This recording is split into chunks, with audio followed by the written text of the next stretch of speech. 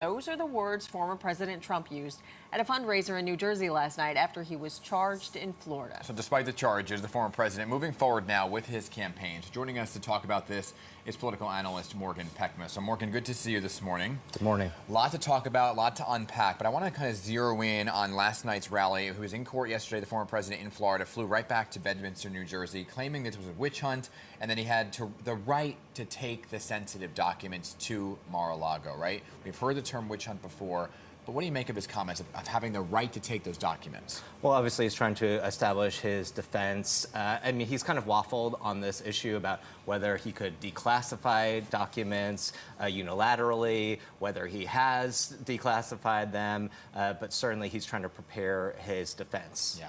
Yeah, I mean, he pleaded not guilty to those 37 charges, but what kind of picture did the prosecutors paint in that 37-page document? Well, I mean, it seems like the prosecution in a lot of ways gave him many outs, that he could have returned the documents, that he could have made this right, like we've seen a lot of other elected officials having done so over the past couple months. But he seemed just so persistent in keeping these documents, allegedly, of course, and then obscuring them and not being forthcoming with law enforcement. And that's the root of his problems. And giving them back. There was the polite way of saying, can you please return the documents? And then there was, of course, the raid of Mar-a-Lago. Precisely. But I want to talk about what's happening in terms of timelines, right? We have the Manhattan case here locally, and now this case in Florida, two separate matters, two different indictments during an election year.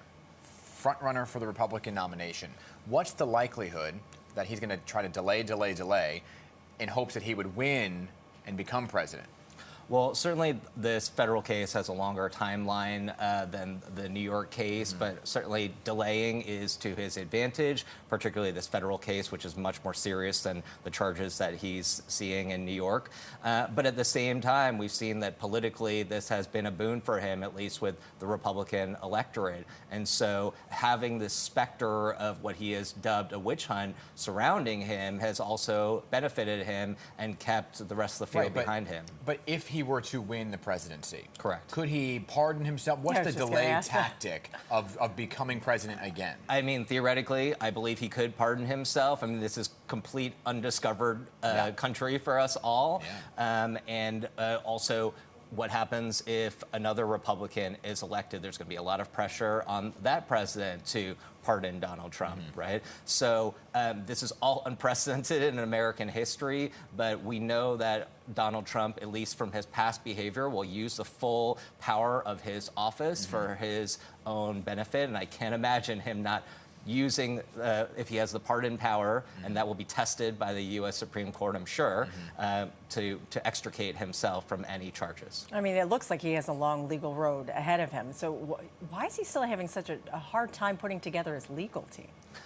You know, I think Donald Trump is a challenging person to work for, and this is where he is literally fighting for his life. These charges would keep him foreseeably incarcerated for the rest of his life.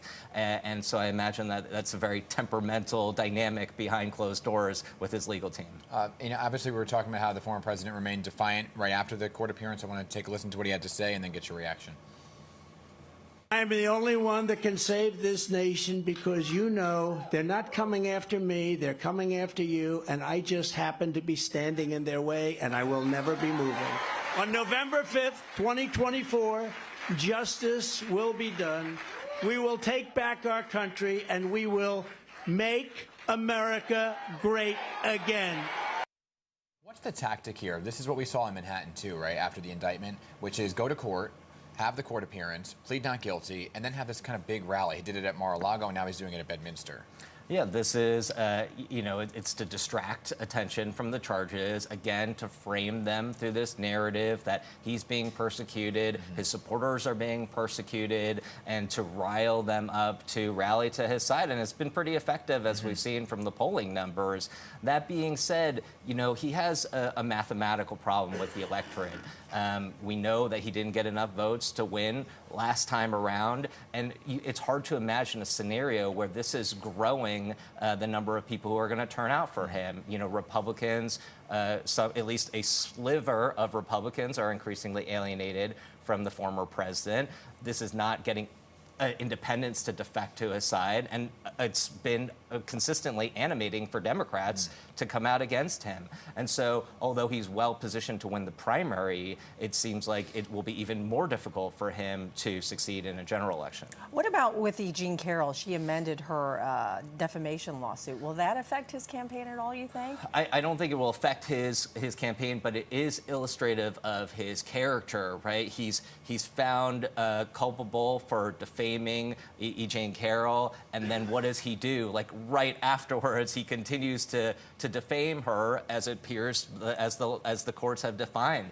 So, you know, now he's in this position with this federal indictment that he can't speak with his body man about their case, and yet he spends all this time with his body man. Is he really going to honor that instruction by the judge, when we've seen that even in a public forum he can't honor this, staying away from defaming E. Jean Carroll? That certainly does not bode well for the discipline that you need to maintain when you are a defendant in a high stakes case like this one. It's all very interesting, all unprecedented. And I'm just going back to what you said before about the Supreme Court, that it could go to the Supreme Court if he were to win the presidency.